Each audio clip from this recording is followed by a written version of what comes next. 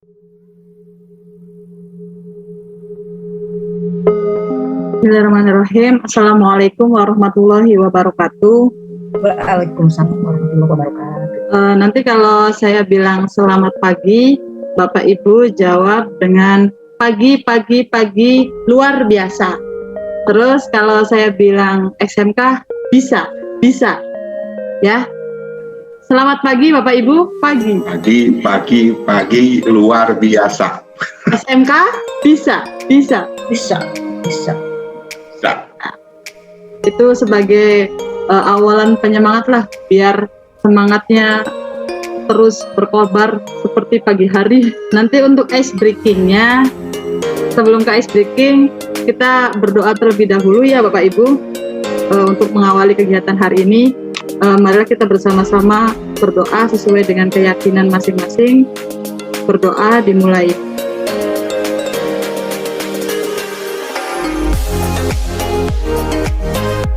Berdoa selesai. Sebelumnya untuk peserta kali ini sudah masuk semua atau belum, atau masih ada yang terkendala dengan jaringan? Sudah komplit? Sudah ada 4-4-nya, 5-5-nya? Alhamdulillah ya. Baru masuk tadi ada ya, tidak apa-apa. Ya, langsung saja saya akan memaparkan materi mengenai literasi digital. Dewasa ini penggunaan internet secara signifikan mampu mengubah gaya hidup maupun pandangan masyarakat dalam beberapa cara. Berbagai saluran tidak bisa lepas dari keberadaan internet, mulai dari aspek pribadi maupun komunitas. Tanpa kita sadari ya Bapak Ibu, mungkin kalau zaman dahulu sih internet, atau mungkin kita lebih ke spesifik alatnya, handphone atau gadget, itu merupakan salah satu barang mewah atau tersier gitu ya. Tapi beda dengan sekarang, di mana internet ataupun gawai gadget itu sudah merupakan sebagai barang kebutuhan pokok atau primer, di mana ya semua orang itu mungkin lebih bingung kalau ketinggalan handphone dibandingkan dengan ketinggalan dompet gitu ya. Itu mungkin adalah salah satu perubahan yang sangat terlihat sekali antara teknologi zaman dulu dengan teknologi zaman sekarang. Lalu beberapa komunitas juga, mulai dari lowongan pekerjaan, pribadi, perjalanan, seni, perpustakaan, gaya hidup, belanja, musik, olahraga, games, dan yang lain-lain sebagainya, itu saat ini itu sudah bisa diakses melalui internet. Tidak ada yang tidak bisa kita cari di internet. Sampai hal jodoh pun mungkin kita bisa cari di internet, seperti itu. Lalu penggunaan internet juga mengubah tuntutan zaman dari waktu ke waktu dan berlangsung secara cepat dan tanpa memandang apa dan siapapun, sehingga nanti kita bisa mengetahui itu apa yang namanya disrupsi. Disrupsi sendiri merupakan tuntutan pengguna untuk melakukan perubahan sejalan dengan tuntutan teknologi, dan apabila tidak segera beradaptasi maka akan tertinggal jauh. Hal tersebut juga mengakibatkan efek dari penggunaan internet, baik itu efek positif maupun efek negatif. Akan tetapi kebanyakan pengguna tidak mengetahui konsekuensinya dalam penggunaan internet. Tepat penggunaan dan bijak dalam pemanfaatannya menjadi dasar diperlukannya pengetahuan literasi digital melalui kerangka internet yang sehat. Mungkin kita yang mungkin tuntutan zaman gitu ya Bu ya, tuntutan zaman di mana kita itu didorong dan harus bisa menguasai teknologi. Nggak muda, nggak tua, nggak anak kecil, nggak anak yang sudah gede, emang dituntut untuk mengenal atau melek teknologi. Karena kalau sudah sedikit merem saja atau tertinggal teknologi, kita sudah kalah jauh dengan yang namanya informasi melalui teknologi. Jadi ya mau tidak mau, siap tidak siap, ya kita memang harus bisa menggunakan teknologi tersebut. Kemudian di sini ada pengertian literasi digital, atau dengan nama lain itu digital literasi, adalah kemampuan menggunakan teknologi informasi dan komunikasi untuk menemukan, mengevaluasi, memanfaatkan, membuat, dan mengkomunikasikan konten apapun atau konten maupun informasi apapun dengan kecakapan kognitif maupun teknikal. Jadi digital literasi ini merupakan kemampuan untuk mengolah atau menggunakan informasi dengan baik dan benar. Pengetahuan literasi digital yang baik juga perlu didukung kerangka internet yang sehat, sehingga apa yang hendak dikomunikasikan dapat terwujud dan sesuai dengan etika berkomunikasi secara digital.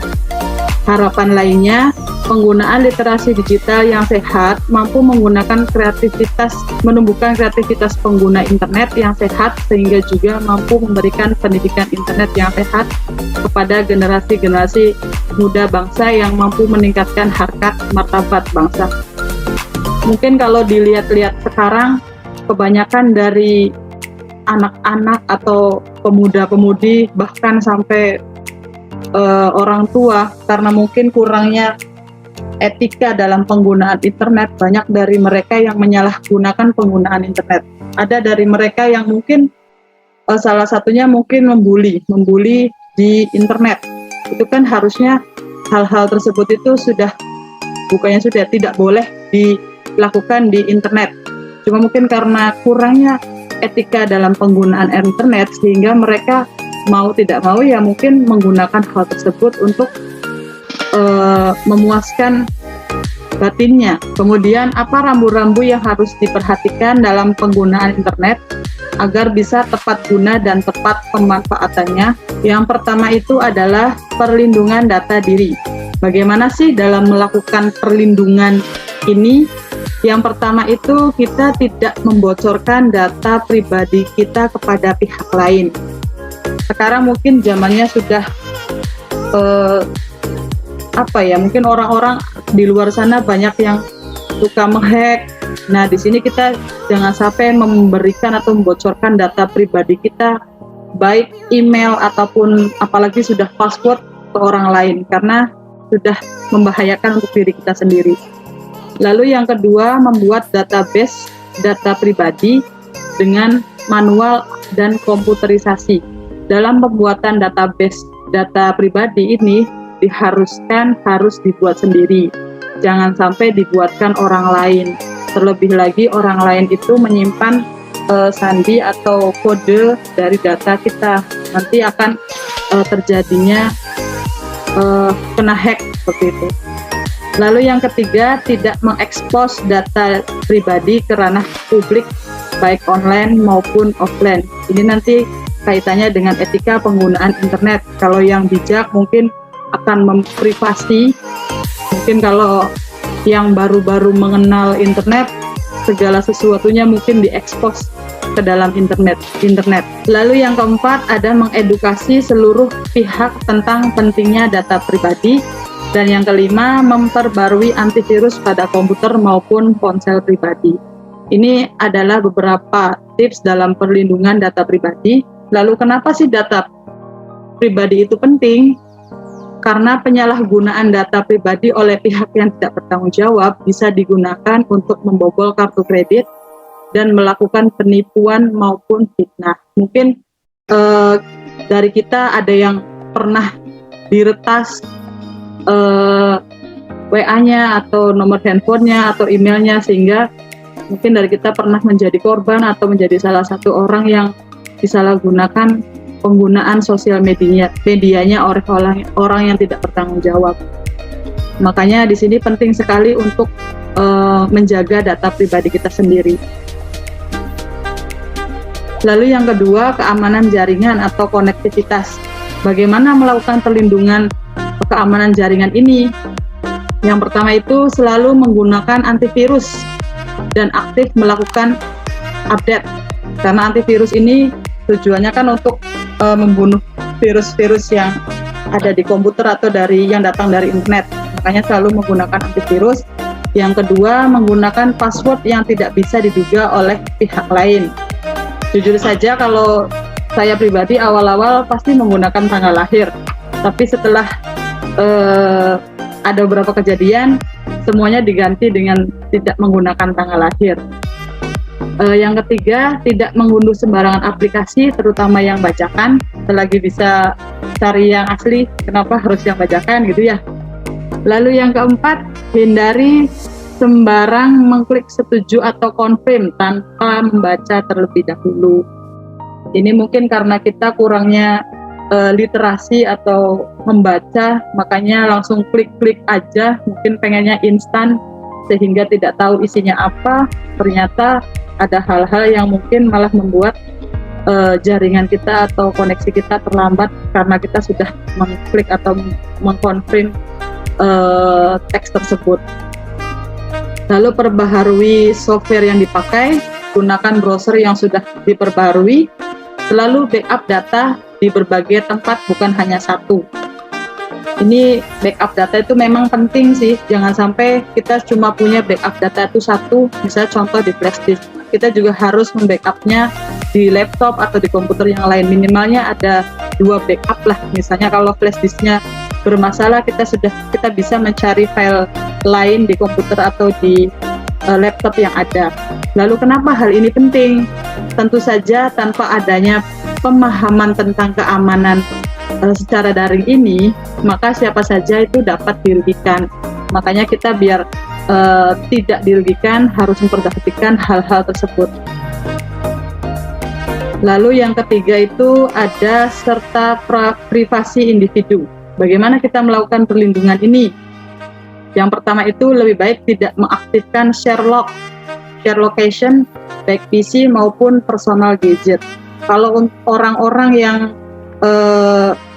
tidak bertanggung jawab ketika kita kasih share location, bisa saja orang-orang tersebut itu mengirimkan sesuatu atau datang sesuai dengan lokasi yang ditujukan itu dengan tujuannya tidak baik. Nah, di sini harus disepakati bahwa orang yang kita berikan share location itu adalah orang-orang yang betul-betul benar dan tidak ada hal-hal yang tidak diinginkan. Lalu ajari anak-anak mengenal batasan wilayah pribadi. Hindari mengekspos data pribadi kita, terutama di media sosial. Mungkin ini banyak ya. Kadang ada orang yang suka curhat di sosial media. Harusnya sih curhat tersebut itu nggak usah ke media sosial, sehingga mungkin dari curhatan tersebut itu tidak semua orang kan menyukai. Mungkin kalau orang yang benci mungkin bakalan senang atau tertawa seperti itu. Kalau bisa jangan sampai mengekspos data diri kita ke medsos atau media sosial. Jaga kerahasiaan password kalau bisa disimpan atau diingat oleh satu orang saja. Jangan sampai beberapa orang mengingat password, kecuali orang yang memang bisa kita percaya. Jangan biarkan orang lain melacak data pribadi kita. Lalu tolak ajakan foto tidak senonoh atau setengah telanjang, baik offline maupun online. Kalau orang-orang yang tidak bertanggung jawab itu bisa menggunakan untuk hal-hal yang tidak baik. Jangan mudah percaya teman atau yang baru dikenal melalui media sosial. Hal ini penting dilakukan itu karena apabila privasinya dilanggar, maka hak sebagai manusia juga dilanggar. Dengan menjaga privasi individu, maka juga memberikan keselamatan bagi individu tersebut. Selagi kita bisa menjaga diri kita, kenapa kita tidak bisa menjaga diri kita? Belum tentu orang lain juga bisa menjaga diri kita. Lalu jurnalisme warga merupakan aktivitas partisipasi warganet dalam bentuk analisa, laporan, serta penyampaian informasi dan berita melalui berbagai aplikasi online. Ini sebagai contoh, mungkin banyak di media sosial itu beragam orang menawarkan jualannya mulai dari makanan, pakaian, minuman, ya sandang pangan papan. Mungkin hampir semua orang itu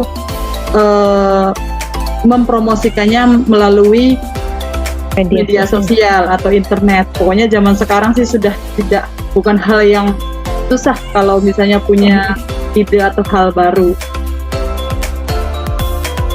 Lalu apa sih pengertian kewirausahaan?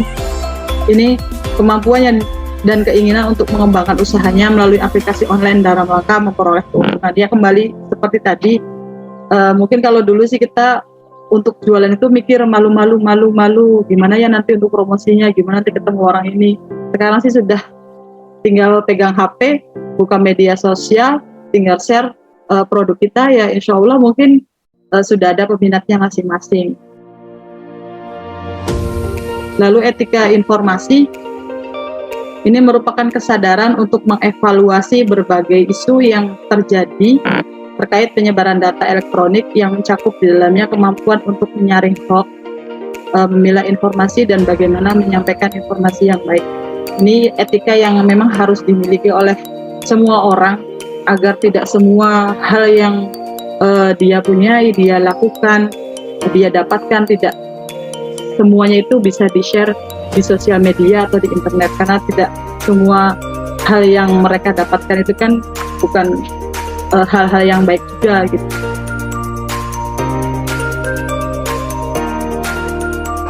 Nah, ini ada penggunaan literasi digital dalam pendidikan, karena sekarang zamannya teknologi di mana semuanya itu bisa dilakukan dimanapun dan mungkin tanpa ada batasan apapun.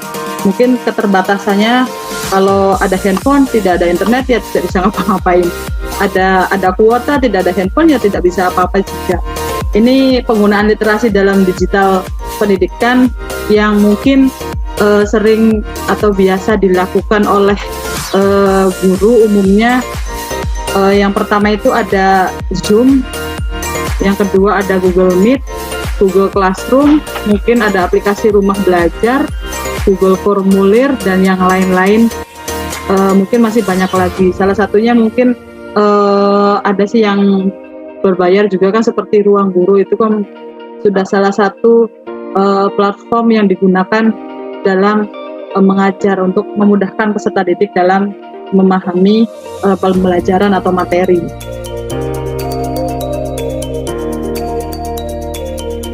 Lalu mengetahui dan memahami literasi digital, mengetahui mana yang perlu disebarluaskan dan mana yang harus disimpan sendiri, mengetahui hak-hak pengguna internet, mengetahui batasan dalam pengguna internet sehingga dapat menciptakan kehidupan dunia maya yang aman, nyaman, serta mampu memberikan edukasi maupun informasi yang dibutuhkan. Literasi digital tidak semata-mata penguasaan teknologi komputer dan keterampilan penggunaan internet belaka, melainkan lebih luas, yakni memadupadankan literasi dan digital. Mungkin ini pemaparan dari saya mengenai literasi digital. Barangkali ada yang mau ditanyakan atau saya yang bertanya? Saya yang bertanya aja kali ya.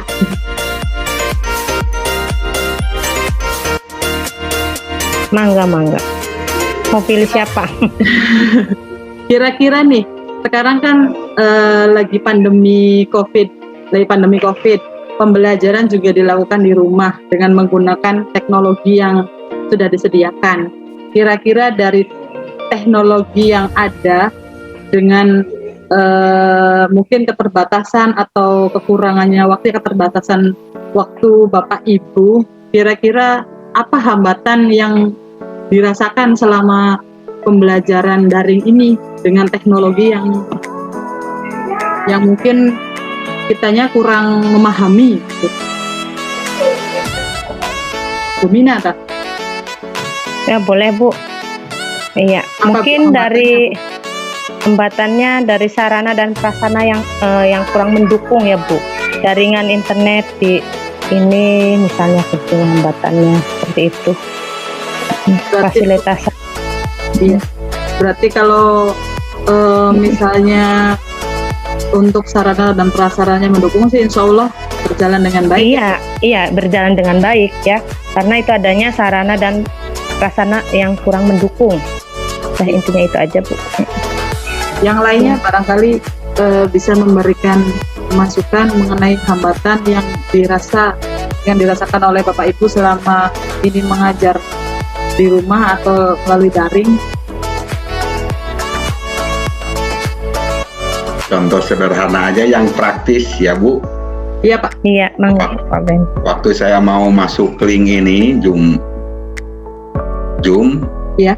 terjadi kendala beberapa kali nggak mau masuk linknya, nggak tahu jaringan, nggak tahu apa. Iya. Kemudian saya coba panggil anak saya pinjam laptopnya. Jadi kayak gini, jadi hambatan-hambatan seperti itu walaupun praktis kan menjengkelkan untuk kita. Begitu. Gitu. Memang harus, itu aja mungkin. Iya, memang harus ada tutor ya Pak. Intinya kalau kita mungkin sendiri kan kita tidak bisa ngapa-ngapain, bingung juga, mungkin stres jadinya marah-marah gitu ya Pak. Kalau hitungannya Mungkin- ada tutor, ada fasilitator sih. Mungkin Atau pelatihan. mungkin beda speknya mungkin dengan laptop anak. Laptop saya kan iya. udah agak jadul. Iya, Mungkin. ke sarana gitu ya Pak, betul ke sarana. Iya, sarana yang mungkin kurang memadai, jadi adanya Mungkin fasilitas anaknya yang memadai, sarana anaknya. Anak kan nomor 1. Jadi selalu yang baru-baru anak sih ya, Pak Ben, yang bagus-bagus. Iya, kalau Nomor ya satu itu. kan anak dulu. Ya iya. Kita akan Betul. mengalah. Iya, tapi dari kita maksudnya tidak ada kendala Kendala. yang berat gitu ya dalam menghadapi pembelajaran pandemi di Iya, masa pandemi gitu. Hmm. Kalau saya Iya, jujur awal-awal tuh karena ya ini sih karena mungkin ya dibilang gaptek gitu ya, Pak, gaptek, nggak tahu apa-apa, terus kurangnya motivasi sih Pak, motivasi, maksudnya ngelihat yang lainnya biasa-biasa aja, ya udahlah saya juga biasa-biasa aja gitu. Cuma pas ngelihat teman ada yang memberikan motivasi, kamu bisa, maksudnya cuman gini-gini aja gitu, jadi ya bisa gitu untuk mengoperasikan misalnya kayak Google Classroom, Google Form, mungkin Zoom, Google dan yang lainnya. Gitu. Sip. Dukungan ya Bu. Betul, motivasi dari luar. Ada yang lain barangkali? Barangkali Ibu Reni. Udah cukup. Kalau sudah Cukup, Bunda. cukup, ya kalau sudah cukup, mangga untuk merefleksikan kegiatan hari ini mengenai literasi digital.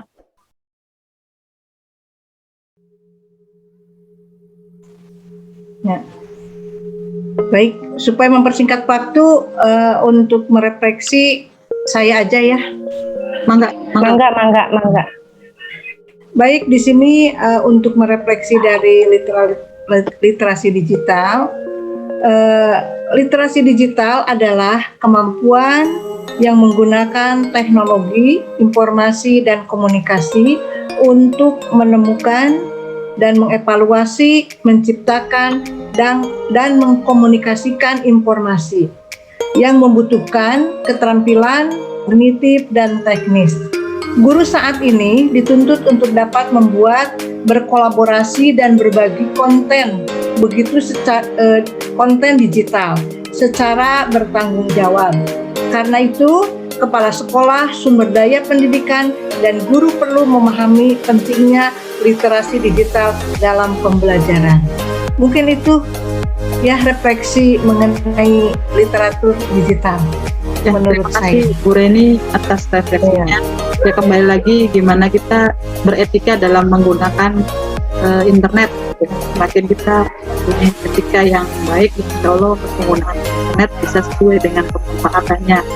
Begitupun sebaliknya, ketika kita tidak mempunyai etika yang baik, mungkin kita kurang bijak dalam penggunaan. Mungkin sekian pemaparan materi mengenai literasi digital dari saya. Kurang lebihnya mohon maaf. Sebelum menutup kegiatan ini, marilah kita bersama-sama membaca hamdalah. Alhamdulillahirabbil alamin. Alhamdulillahirabbil alamin. Cukup sekian. Assalamualaikum. Aplos dulu Bu, aplos. warahmatullahi wabarakatuh. Waalaikumsalam warahmatullahi wabarakatuh. Aplos dulu.